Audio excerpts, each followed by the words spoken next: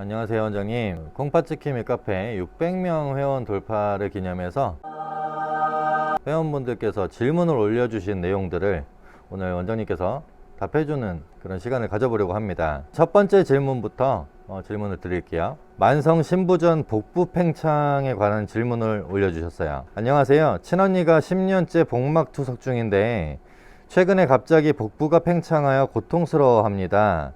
배꼽으로 호스 연결해서 투석 중인데 아래쪽이 자꾸 부풀어 단단해지고 아프다고 하는데 병원에서는 아무 조치도 해주지 않고 약만 주네요.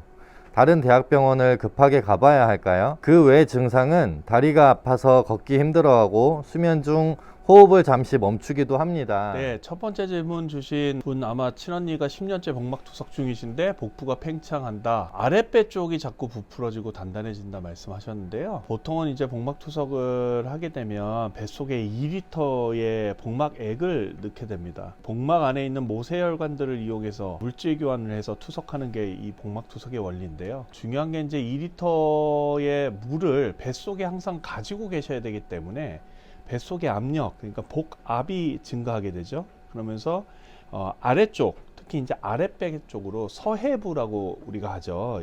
여성분들 같은 경우 이제 사타구니 양쪽에 있는 복벽에 있는 인대들이 약해지면서 그쪽으로 탈장 증상이 생기는 경우가 많고요. 또 지금 말씀하신 것처럼 배꼽 주변에 있는 복벽이 약해져서 그쪽으로 탈장이 되는 경우도 있습니다.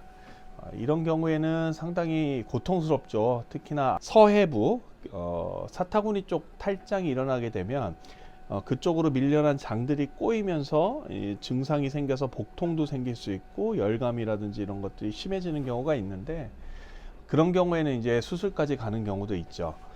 일단은 지금 같은 경우라 그러면 물론 큰 병원에 가시는 게 가장 좋을 것 같고요. 치료 방법은 보통은 복막투석을 유지를 할 거냐 안 할 거냐를 기준으로 하는 경우가 많은데, 만약에 복막투석을 계속 유지를 하실 거라 그러면 현재 넣는 복막액을 회당 2리터에서 용량을 줄여서 뭐 1리터라든지 1.5리터로 줄여서 투석을 해보는 방법이 있습니다. 투석액을 줄이면 아무래도 복압이 좀 줄어들기 때문에 탈장이 되는 빈도가 좀 줄어들 수 있을 것 같고요. 만약에 복막투석 자체를 아예 안 하려고 마음을 먹는다면 복강을 완전히 비우는 게 가장 근본적인 치료가 되겠죠. 복강을 완전히 비우고 복막투석을 혈액투석으로 전환을 한다면 증상 자체는 좋아질 수 있을 겁니다.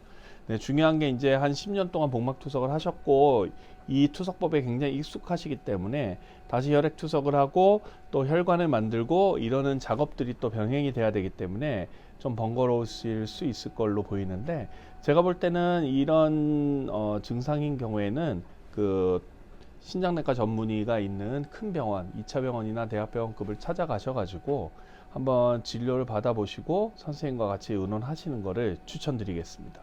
그리고 맨 마지막에 보시면 수면 중 호흡이 멈추거나 이제 다리가 아파서 걷기 힘들다는 말씀도 비슷합니다. 복압이 증가하게 되면 복부 안에 있는 2리터의 투석액을 가지고 누우셨을 때 액체 자체가 위쪽으로 이렇게 눌리면서 폐를 압박하는 경우가 있죠. 그러면서 숨이 차는 경우도 왕왕 보게 됩니다. 이런 경우도 마찬가지로 투석액 넣는 것을 양을 좀 줄이는 게 도움은 되지만 이게 오래되는 경우라 그러면 복막투석을 중단하는 것이 훨씬 나을 걸로 보입니다.